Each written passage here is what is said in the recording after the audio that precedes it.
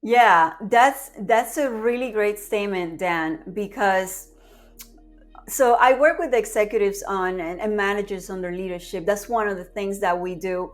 And let me tell you, if somebody can promise someone that they're going to teach them leadership in like 3 months or something like that, run because it's not true, right? There are so many elements to leadership, and maybe they're countless, right? Because that's a part of our human possibility. We are infinite in our creation, and so it is a journey, not a destination. And so when I talk to new leaders, especially, i I always speak about that because maybe someone a little bit hesitant to hire a coach because they say, I don't have any problems. I'm doing great so far, right? And but coaching should not be remedial only, right?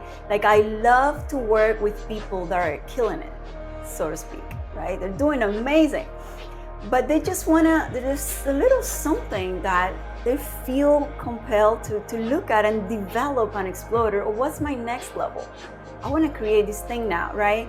So this is where coaching can be incredible because it's just like becoming giving the executive that thinking space that they normally don't have, right? Because we're so busy. But it's that possibility when they can be like, oh, they can look at their life, their work, where they're going, and they can really create from there.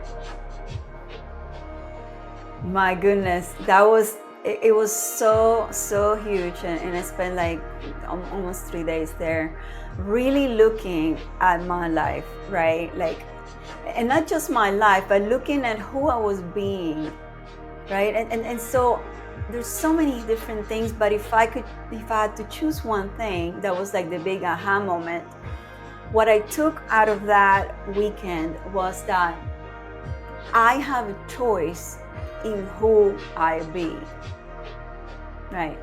And so I can create who I am in the sense that my personality, the things I say, how I connect with people, how I express myself. Like I became a creator. I went from victim to creator in that weekend. And that has, it is something that I just apply every single day of my life. That I can promise you. I have a very present. Yeah. Wow, you hit the ball. Yeah, let's go for it, right? Yeah, communication is so important as humans, of course, not just at work. But I find that inside an organization, it's you have all these different people with different goals, aspirations, filters, right, ways of looking at life, and all of these different people need to work together with each other in order to create one thing in common, which is the vision and the mission of that organization. So unless communication is happening, right, at least at a certain level, there's going to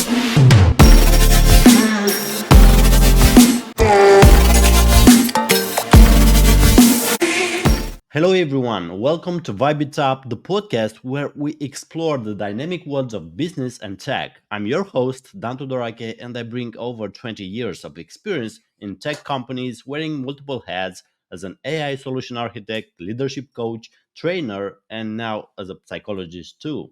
So, you might be wondering, what's the vibe all about? Well, the vibe, it's about the people who create everything around us, the businesses, products, companies, and so on.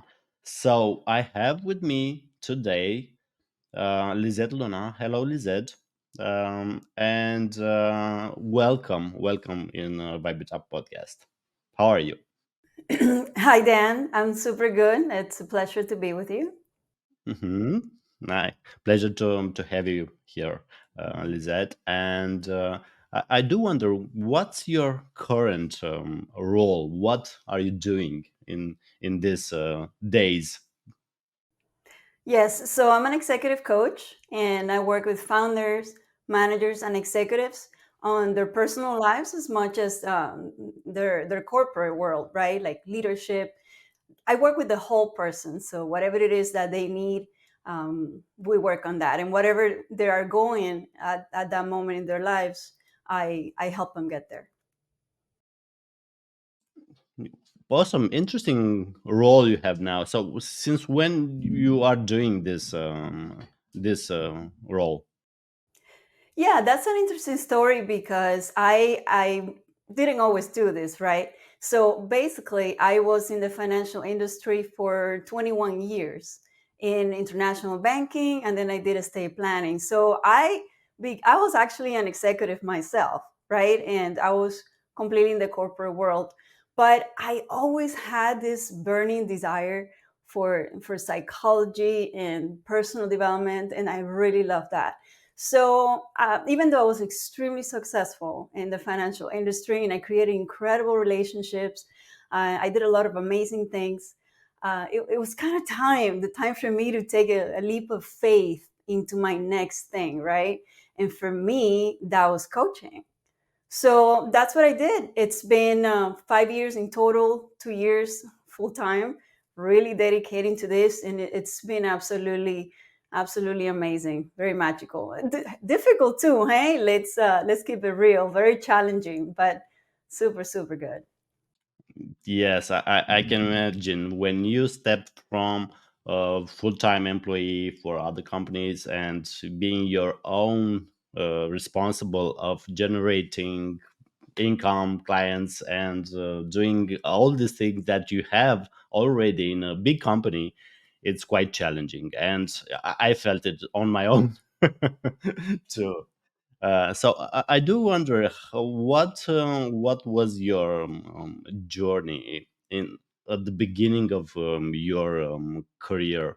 So what were the key roles that you had which significantly influenced your professional growth? Are we talking about my career as a coach or prior to At the beginning of your career in general. that? Okay, so oh my goodness. Okay, so we're going back in time, 21 years.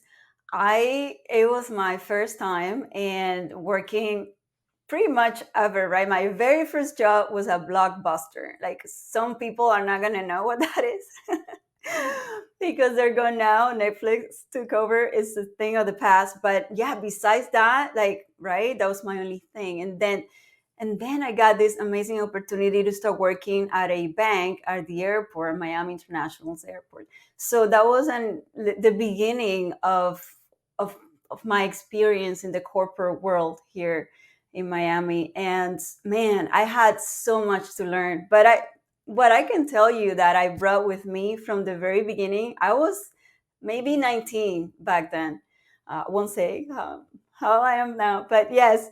And so what I brought with me then was a great attitude. And I can tell you that throughout my career, that served me so powerfully, really. And that's why later on, I also look for people when hiring that had the same. Maybe they didn't have all the skills that I was looking for, but if they had the right attitude, man, I just knew that that would work.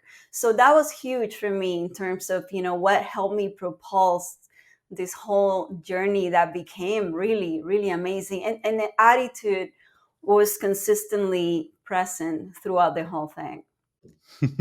Yes, yes, indeed, and we will get back to this topic because I'm quite interested if you had the leader role, executive role, and you were responsible for hiring also people in your company.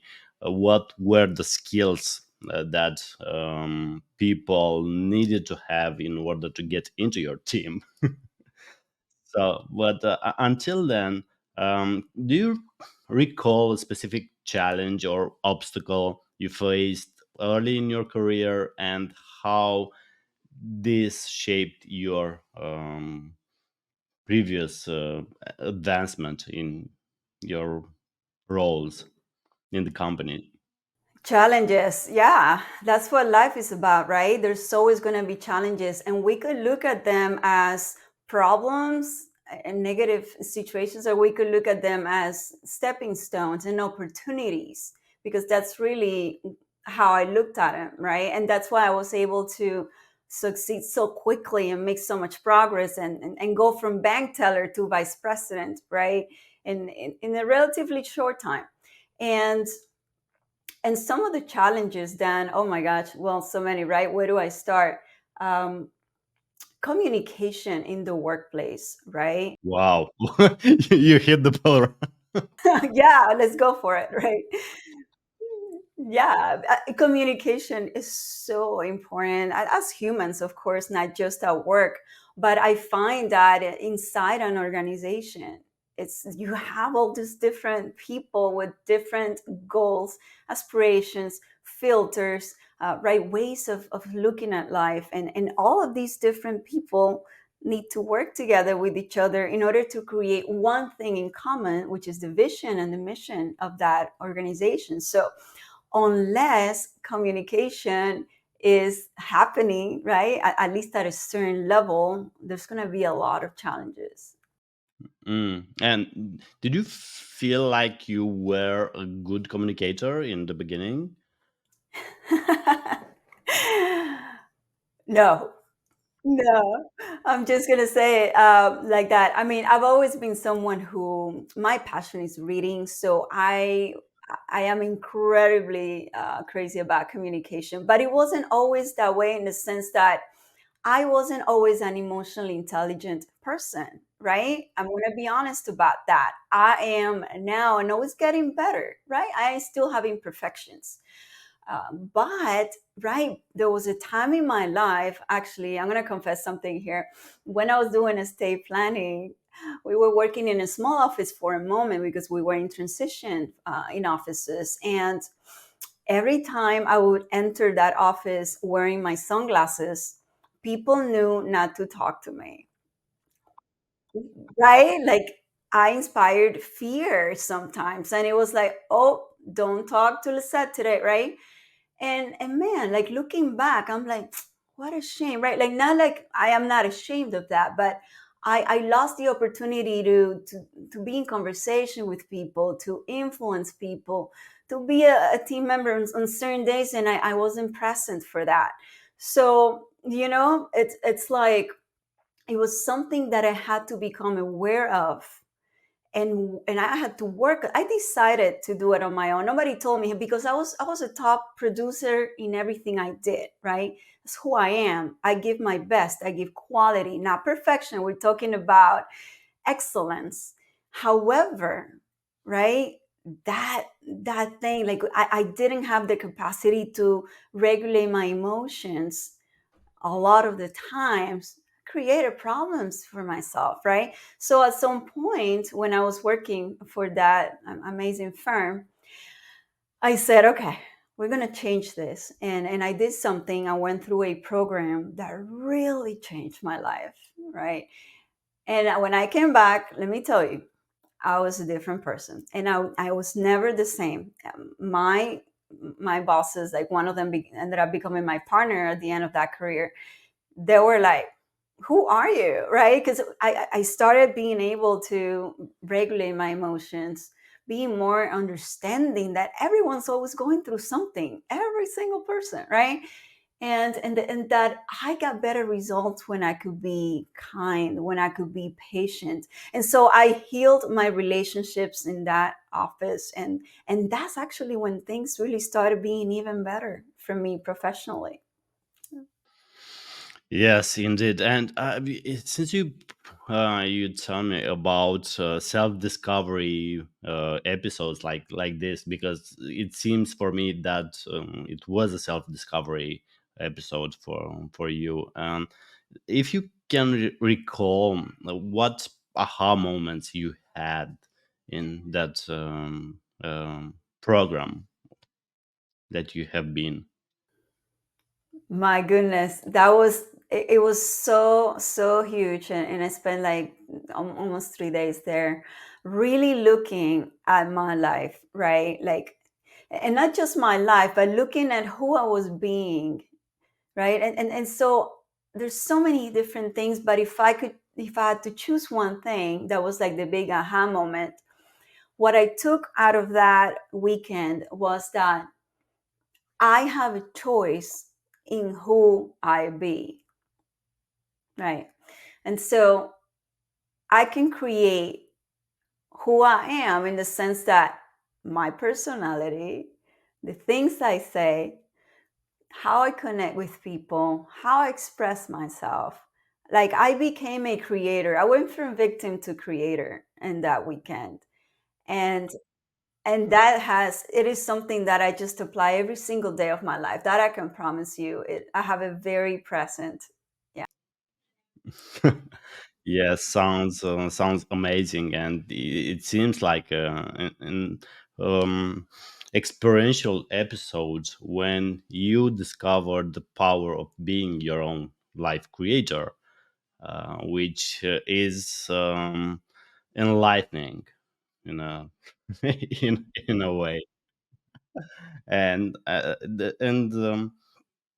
we usually incorporate in also in technical worlds, but in um, businesses we set ourselves objectives, career objectives, I don't know, roles, missions, values, all these things.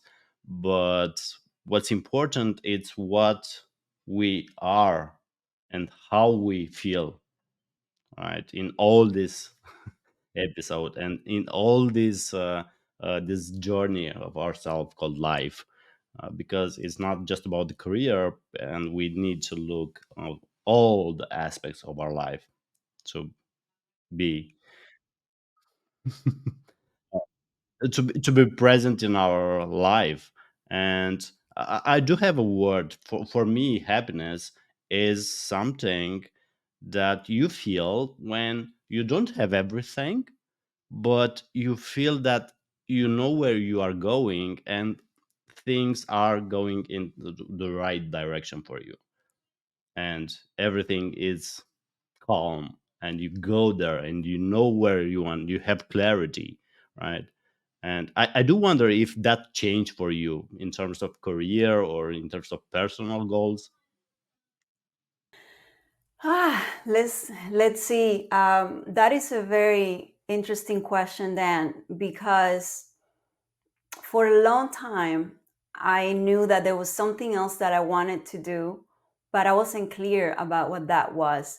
And my career was incredibly interesting. I mean, yeah, right. Like I had to learn the taxation laws in other countries and travel the world meeting super interesting people and it was just like very nourishing, intellectually especially, which I'm very intellectual as well. and and so but something was missing, right? And they say that how you spend your days is how you live your life. And so at some point I really looked at it and I said, okay, something's missing. What is it? And let me tell you something. I wish that I would have approached it differently, and I would have tried to find incorporate my new calling into what I was doing at the time. But I didn't see it, right? We don't see what we don't see. And so I really said, you know what, I'm gonna leave everything behind. I'm gonna go like I'm gonna just jump into the next thing. And that's what I did. Right, it's been incredibly growing. I mean, it would have probably not been such a growing experience had I done it differently. However, yeah, right. So I wasn't always clear, and I want to say that that's our lives, right? Things aren't always clear for us, and this is why I actually love being a coach, because one of the things that we help people with the most is finding clarity. Because sometimes it's not about like how do I resolve this, it's really like the issue might not be clear, right? And so when we create clarity, then everything kind of open up. It's like, oh, all right, so okay, let's go that way. Let's try this way, you know. But yeah, I find that having clarity is incredibly useful.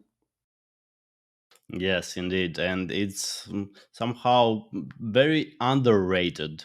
The clarity in our lives, in our career, in our personal journey, to say like that. And you were discussing earlier about the emotional intelligence and the how important it is this. And I do wonder, um, have you seen the lack, or how did you feel the lack of the emotional intelligence skills in leadership roles, or in leadership people, in leaders where you had contact with during your career? Yeah, so I have to say that I was very lucky, Dan. I was very lucky because I had amazing bosses that really supported my journey. And how they supported is they just like kind of threw me through the sharks, so to speak. Like, you want to do that thing? Go do it. I was like, oh my gosh, okay, so how do I do this? Right. So it was that kind of support of like, go ahead, I'll give you and that's how I learned so quickly. And then I became a banker, then I became licensed, and all those things really became available for me because of the kind of support that I have from leadership. Having said that, there were probably a couple, and I can think of one in particular that really did not have those qualities. So there's always something, right? And yes, that was the exact thing that was missing, the emotional intelligence to control themselves, right? And during high stakes, a lot of pressure, and be mindful, more mindful of what their employees were going through, what they needed, where they were going. There seemed to be no interest in understanding their path. So those were the things missing for that one person that I can recall. And it is important. It is my belief that emotional intelligence really contributes to people. And I know that there are some incredible leaders out there that are kind of like, hey, let's go hard here, right? Like hardcore. Okay. And and I get that, but I think times have changed, Dan, in the sense that now more than ever, it's easier to become an entrepreneur, right? Like if you think about it, when you wanted to advertise your services before, it costed so many thousands of dollars. It wasn't affordable for most people. And now today, just turn on your phone, look at it, speak, go. It's free, right? So yeah, it has created a new wave of opportunities. So we can be like, no, no, nothing has changed, and look at our corporate environment, and not think that we want to provide these people with more support, more comfort, more quality of life. And don't get me wrong, Dan, I'm not a kumbaya kind of person in the sense that, hey, let's all, be happy together, right? An organization has its goals. Otherwise, it cannot survive. It cannot go on. So, right, we need to stay clear. Like, this is the mission, these are the goals, and we're going to meet and exceed them. But the how we do that, why can we make that how more positive, more pleasant, more like a game, right? Like a game, like, hey, the game of work, let's get this. And you're excited about it, you're motivated. And this, I believe that the leaders that can are emotionally intelligent are the ones that motivate people to work overtime voluntarily and happily. And I can tell you that because I was the person who was doing all that. I was working extra hours. I was doing all these things because I felt like a part of something, because those leaders, they care about their people. So I think this is an important conversation, and it's very interesting.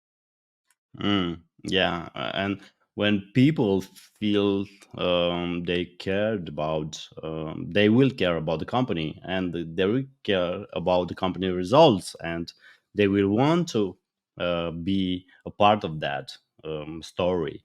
So it's very important how we treat people in order to treat us the same as leaders, managers, executives, and so on. Which, yeah. And I do wonder if you had someone, um, d- if you remember, you had a great mentor in your life. that a person that guided you, supported you, and how that impacted your journey?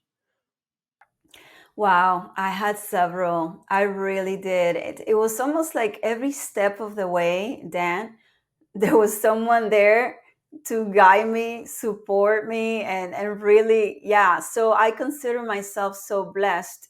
And I mean, I wonder if it's luck or if maybe I treated people well, and then they saw my good attitude. Like I always had that, right? Like let's make things happen.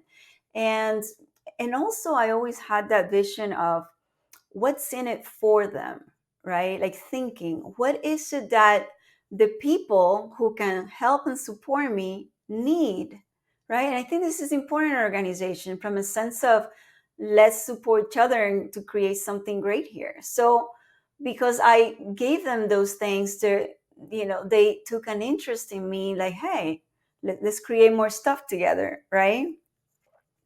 Um, but thinking in particular of some of those leaders, man, what they gave me is they believed in me. Okay. And this is the biggest thing that I can see, because sometimes it was scary for me to even see, like, wow, that's what I'm going to be doing, all those responsibilities. Like, man, that sounds like scary stuff. But they saw it. They were like, oh yeah, you can do it. Like you're totally ready, right? And go do it. And so that trust in like, okay, seeing, and I think great leaders can do that, right? They can see through people. They're like, hmm, I see something. Let's talk about it. And so within that line, Don, I think Dan, it's important to talk about knowing our employees' path, right? Like as leaders, when we're in front of someone, it's important to take an interest in who is this person in front of me, right? Why are they here? Why are they here in this company? Do they want to be the CEO, or do they just want to retire their mother, maybe, right? Like these things matter. And then as we are super familiar with their path, we can use that to give them feedback, right? To motivate them. And it's like they are a part of something, right? And I am a part of their plan, so they feel inspired, motivated to give us more. Yes, yes, and that's how you create a great organizational culture and psychological safety without blaming, bullying, shaming, and all the other bad uh, management or human, let's say, like that, attributes or behaviors. Because yeah, we know that not everyone is perfect, and we cannot expect from anyone to have all the skills, the emotional intelligence, management ones, problem solving, and so on, right? But it's in our capacity, or in their, in this example, to go and search for the things they are not yet good at, that create from that and go search for mentors, coaches, I don't know, someone to guide them towards be better in your role, in your life, in your body. Yeah, that's a really great statement, Dan, because so I work with executives on and managers on their leadership. That's one of the things that we do. And let me tell you, if somebody can promise someone that they're going to teach them leadership in like 3 months or something like that, run, because it's not true, right? There are so many elements to leadership, and maybe they're countless, right? Because that's a part of our human possibility. We are infinite in our creation. And so it is a journey, not a destination. And so when I talk to new leaders, especially, I always speak about that, because maybe someone a little bit hesitant to hire a coach because they say, I don't have any problems, I'm doing great so far, right? And but coaching should not be remedial only, right? Like I love to work with people that are killing it, so to speak, right? They're doing amazing, but they just want to, there's a little something that they feel compelled to look at and develop and explore, or what's my next level. I want to create this thing now, right? So this is where coaching can be incredible, because it's just like becoming giving the executive that thinking space that they normally don't have, right? Because we're so busy. But it's that possibility when they can be like, oh, they can look at their life, their work, where they're going, and they can really create from there. Yes, indeed. I mean, yes, we have the high performance, the people that always want to get better, be better, do more, earn more. And for them, I think it's another problem there, because they will actually are can get close to burnout. And where when you get close to burnout is very hard to recover, because you it means you already passed from stress, right, to burnout, and a darker area, which, yes, I have the goals, I do, and I want to do everything to get there, but how you do it? You need to sleep, you need to eat well, you need to rest, recover, right? You need silence, time for yourself, time for others, for your family, your, I don't know, social group. We are humans, and we need to refill our batteries from these actions, because if we get too close to burnout, we don't have something to give more. It's like going on empty tank. You can go. Maybe you are on a battery and you're a hybrid, and your battery is still going, but at a slower pace, way slower pace, right? And I do wonder how it was for you. Did you feel like you were this high achiever personality type, or the one which, yeah, I have the goals, but I'm going slowly toward them? I've always been a high achiever ever since I was in school. You know, yeah, always go for, want to be at the top, want to be the best up, and not in the sense of competition. I've never been very competitive in that sense, really. I compete with myself though, right? Like I want to be better than yesterday, right? And always like, yeah, like it's interesting to develop skills, to use them for the good of people and myself. It's just good, right? But yes, it happened, right? So I was working for a big bank in Miami, and wow, I was working too much. And then things started happening, right? Then I started having anxiety attacks. I didn't know what it was at the moment. I knew that I was sick, but I didn't know what. It was like I felt like I was going to faint when I was in public spaces. I suddenly wanted to cry, and I don't know why. It was just like, like my heartbeat would go crazy. And I got really concerned. I'm like, oh my gosh, I'm sick and I don't know what this is. So I went to the doctor, and she examined me, went through a whole series of questions. She looked at me and she said, Lisette, there is nothing wrong with you. You are just very stressed. And I said, really? I said, yes, that's all. So I'm like, okay. So I took care of myself. I took a step back. I started working less hours, not like the super overtime. I started taking care of myself in many ways. I became very intentional of taking care of my nervous system, and it went away. It went away in about a week and a half or so, and I was back to my normal self. And I can tell you, I never stopped pushing for greatness, but I never allow myself to get into that situation again. Never. And this is a big thing that I bring to my clients, the concept of wellness, right? Someone who is well mentally, emotionally, and physically, like you said, it's a full cup. It can give to others. and it's just, I think it's so much better for everybody, right? Like, as long as you get the same results, what if you can get to it in a more efficient way? Because sometimes it's not about the hours we're working. Some of those hours, we our brains might be tired, we're not giving the same output anymore.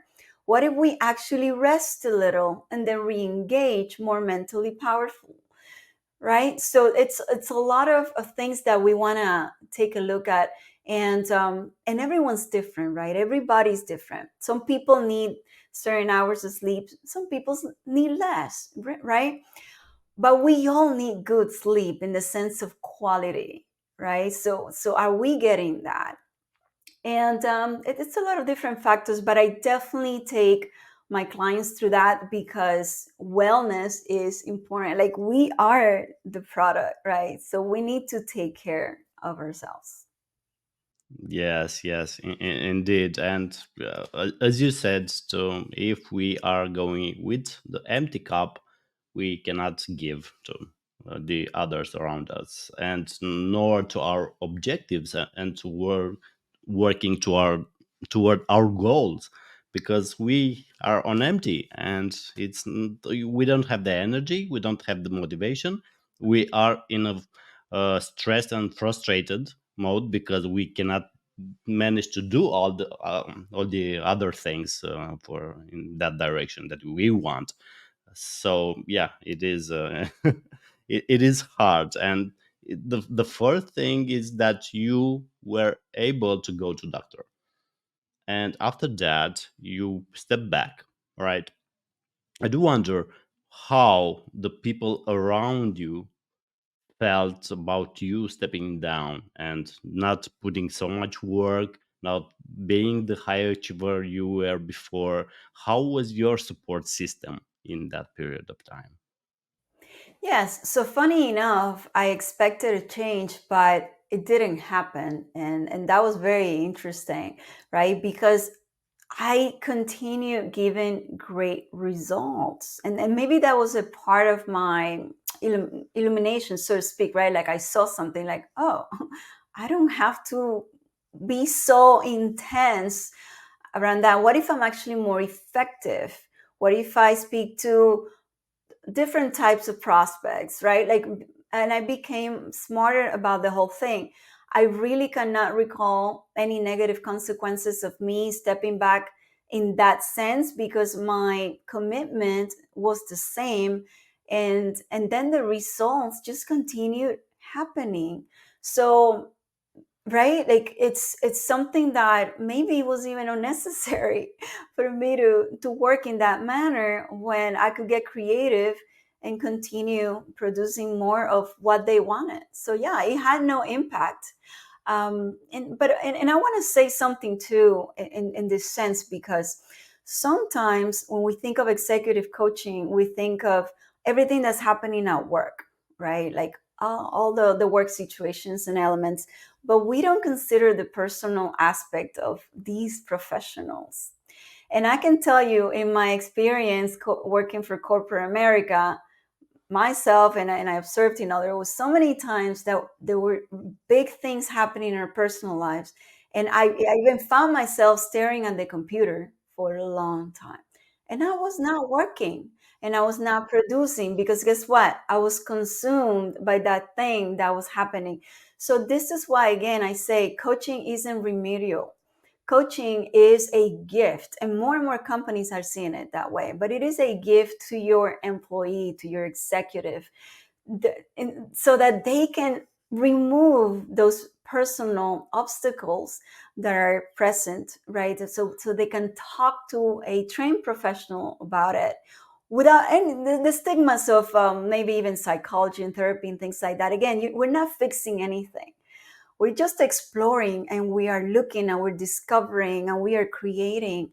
And that is the process of coaching that I love so much, and that it ends up, everyone ends up winning, right, with it. Yes, indeed. Yeah, very well put. And thank you for your perspective and everything.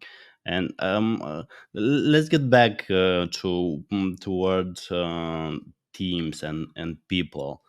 because you said earlier that attitude is one of the greatest skills for one to have in order to succeed in a company.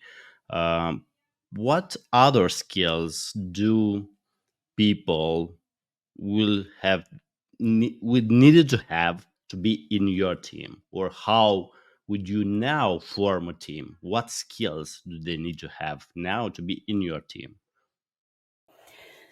Very good question. Very good question, because it also depends on what we're doing, right? I am a coach. Someone else might be a mechanic, right? So when it comes to skills, attitude for sure. If attitude isn't there, I will not consider a person. And I don't hold the ultimate truth. I know that there are other leaders that will say, I don't care about their attitude. If they are the best at what they do, I'll bring them in. And that can work if maybe they're remote and isolated and they're just being their best self, right? However, you're talking about a team. If this is a team that is integrated physically in one space, you cannot disregard attitude, because there needs to be a sense of teamwork. Yes. And it requires the right attitude and aptitude, right? So absolutely non-negotiable for me. Now let's talk about skill, though, like the actual skills, the hard skills that we need to get something done. They need to be there. And I wouldn't be looking for someone who knows it all, but someone who has a very strong hold and foundation and even results in what they're doing. And it also depends where are we in our entrepreneurial journey, right? Because I think something very smart too is to hire someone that has abilities that you don't have, right? Like someone who's incredibly superior to me in certain things. Those are the people I want, right? I don't want them to be great at many things. It's just be great at this because I'm not good at that. Maybe I don't like doing that, right? And so that we can, I think that's the perfect team is the one that really complements each other and really bring like different things to the picture. Now, what else would I be looking for? Someone in a team. Communication, non negotiable. I mean, not everyone's going to be great at expressing themselves and communicating. It is a learned skill. Clearly, we're not born with it. We need to learn how to speak when we're little, right? And so, same thing as adults, we are ever learning. And this is known in psychology today as well, that as adult we are still developing different aspects of ourselves. And so the ability to communicate in a team is really really important. And what I mean by that is not just agreeing, by the way. It's actually being able to disagree, express it, consider it, agree on something, and move on, right? Because that is what brings progress, I believe, inside an organization, is people that have different ways of seeing something, but are willing to come to an agreement on certain things, right? And being able to have those discussions and even conflict, right? Managing conflict, not ignoring it, addressing it and resolving it. I know it's easier said than done, but I believe that that's really what creates success all around. Yes, yes, indeed, and that reminded me because communication it's not only the ability to speak or to have words and put words or have written, is the ability to auto and self control our emotions, right? Self regulate, understand our triggers, our behaviors, and why we sometimes go to straight to fury, right? And or fear, why not? Because it's there too.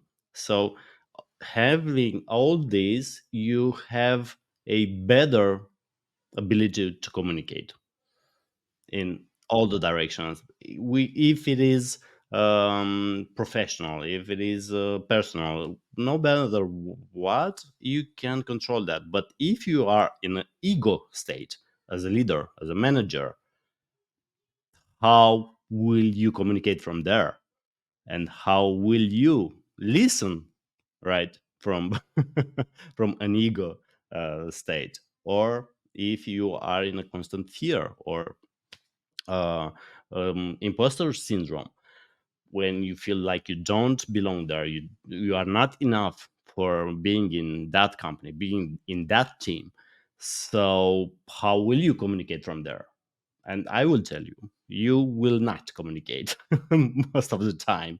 You will say and listen and just waited to for the meeting to finish.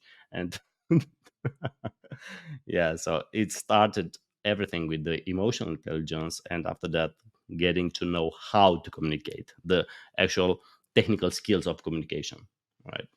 Yeah, that's really important. Everything that you mentioned, because also think about it. What is the cost of replacing good talent inside a company, right?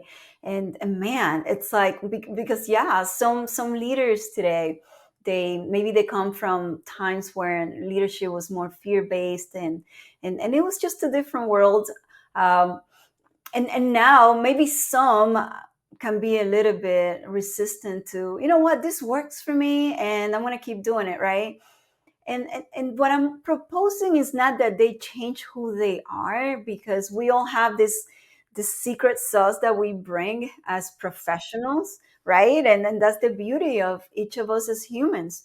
But it is worth taking a look. Like, you know what? I like this thing, but this thing that I'm doing is not working so well for me. Like, people are leaving, and it's costing me so much money to replace them, because it costs money to replace good talent.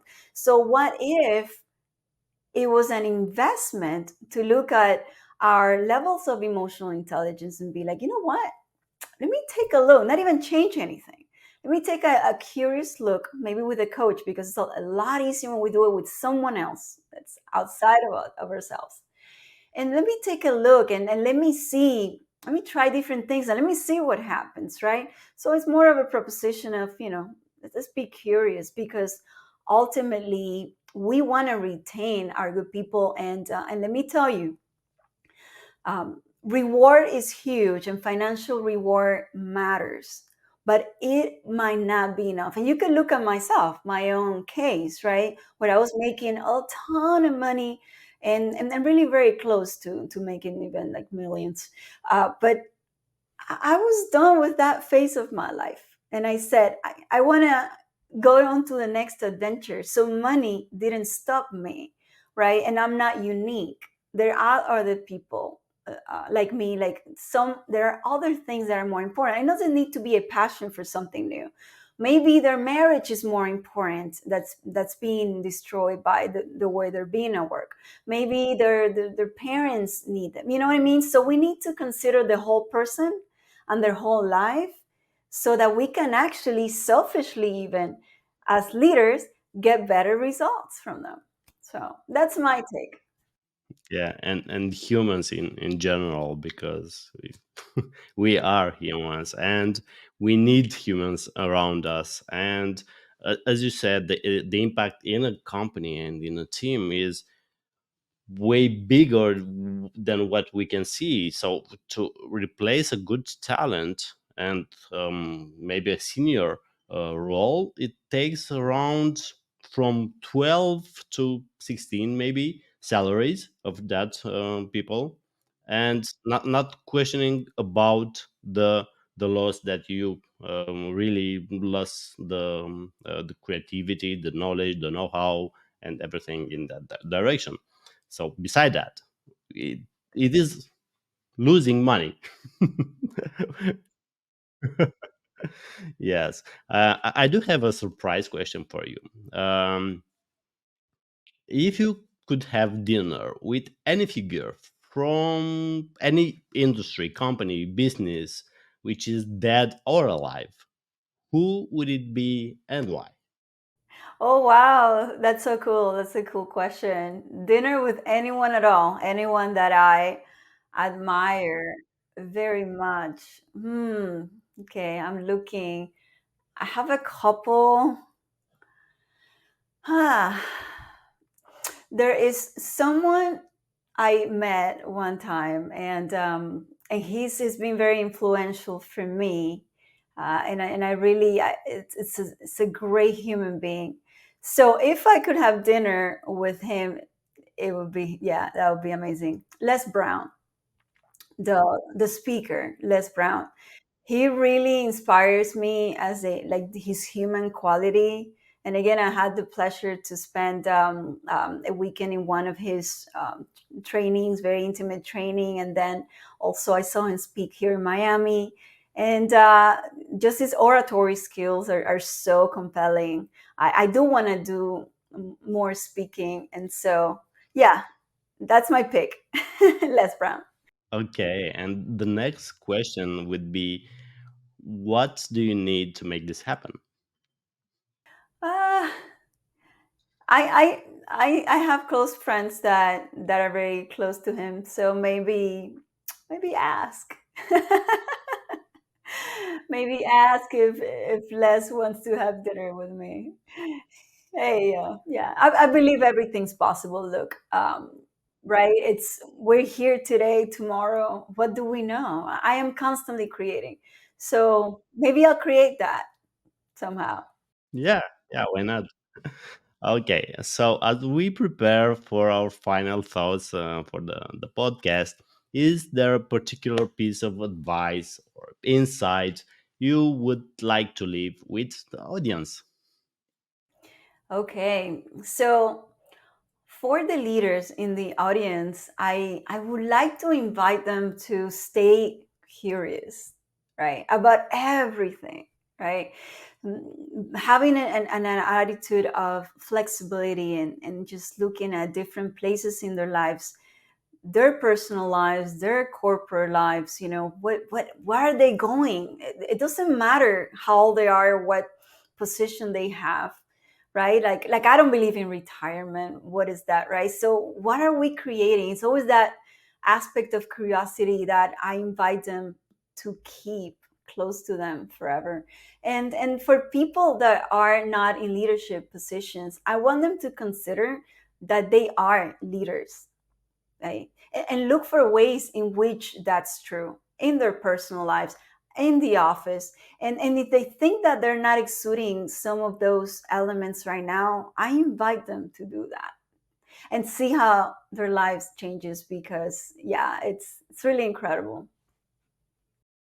Indeed, thank you for the valuable advice. And finally, if you want to provide information on how listeners can connect with you after the podcast on any social media profiles, websites, or I don't know what you like to share here.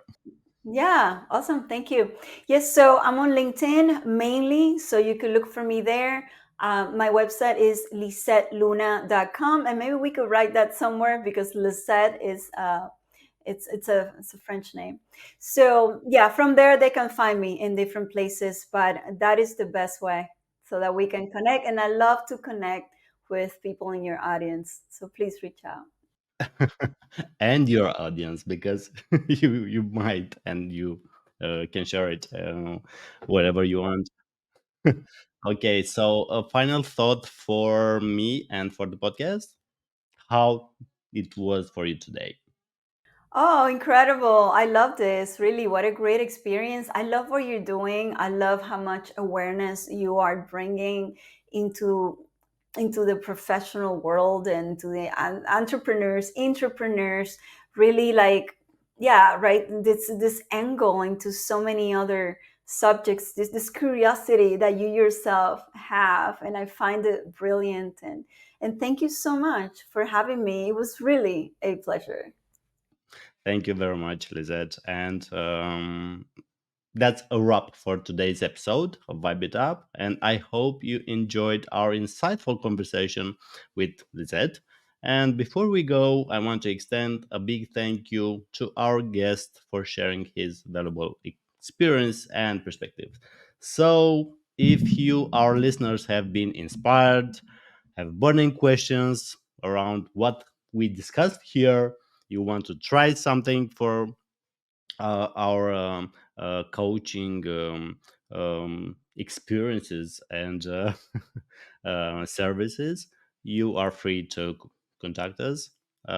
Lisette and myself, we are both doing executive and leadership coaching. So yeah, thank you very much. Have great day or night wherever you are. Bye bye.